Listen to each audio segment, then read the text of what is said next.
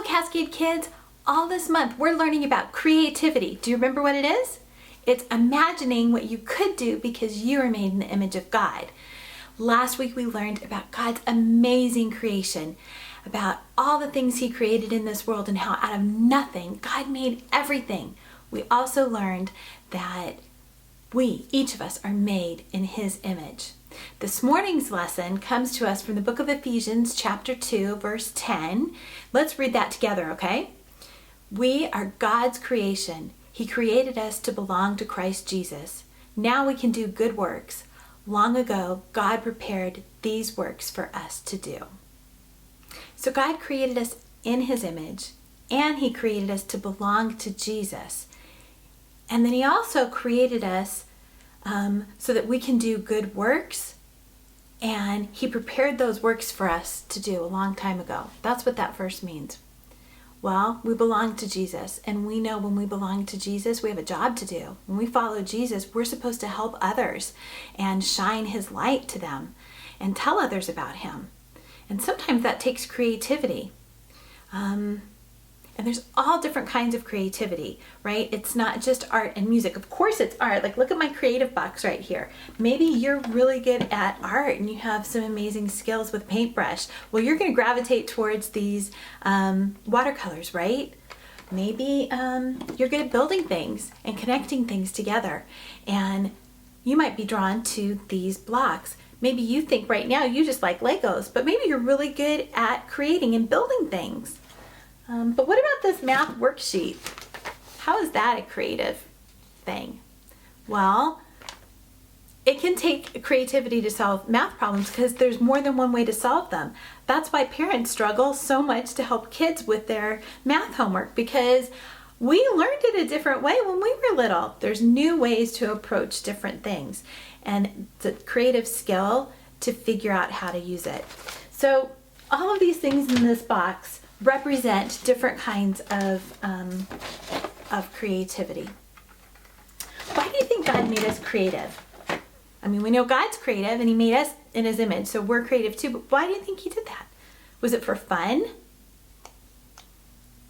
Or do you think maybe He made us creative so that we could help others? How could we help others with what's in this box? Let's think about that.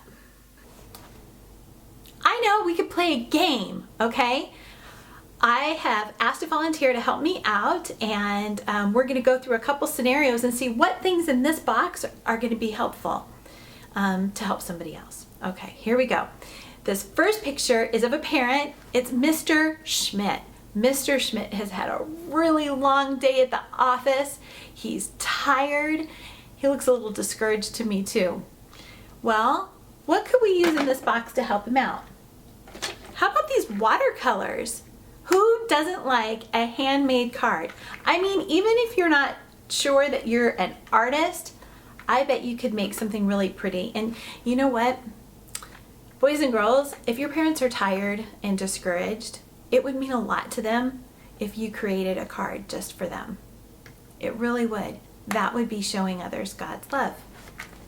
Okay, this next picture is of Gabe. He's a high school student, and Gabe is having a terrible time in his math class. He's just really struggling with some math problems. Well, remember this math worksheet? Somebody who's really good at math could help him with his homework.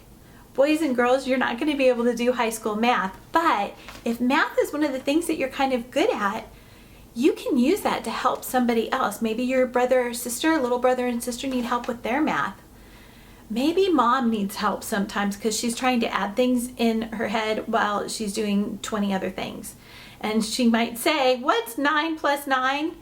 Be kind and just answer her if you're good at that and you know the answer. But that's one way that you can help people. You can help people by using the skills that you have with math. Okay, this last one is of little Gabe. He's a preschooler and his toy is broken. Oh, that's so frustrating. Boys and girls, if you're in preschool, you know how frustrating that is. And you might not be able to fix his toy, but maybe Maybe you're really good at building things. You could use this box of Lego bricks to, to turn little Gabe's frown upside down. Maybe not exactly little Gabe, but maybe your little brother or sister, little cousin or somebody that you know is having a hard time. You could take the time to build something and help them have fun. That's a way that you can help others using the creative gift that God gave you. Do you know what you're good at? Sometimes we know right away. Sometimes we know more of things that we're not good at than we can know the things that we are good at. It can take your whole life to figure it out. There's something that you are uniquely qualified to do. Remember, you have good works that God prepared in advance for you to do. And you have your whole lives to figure it out. But I want you to start this week. And there's activities in your Cascade Kid Monthlies boxes this week that are going to help you figure out some of the things that you're good at and some of the things that make you uniquely you. I can't wait for you to do them. And remember, even if you don't think you're creative, God is creative and you were made in His image. So you can be creative too. That's our bottom line. God created you so you can be creative. Okay, let's end with this month's memory verse. And remember, I want you to send in videos. That's for kids and grown-ups and students alike. I want to send here your memory verse videos. Okay, is everybody ready to do it? Here we go. Lord, you are great. You are really worthy of praise.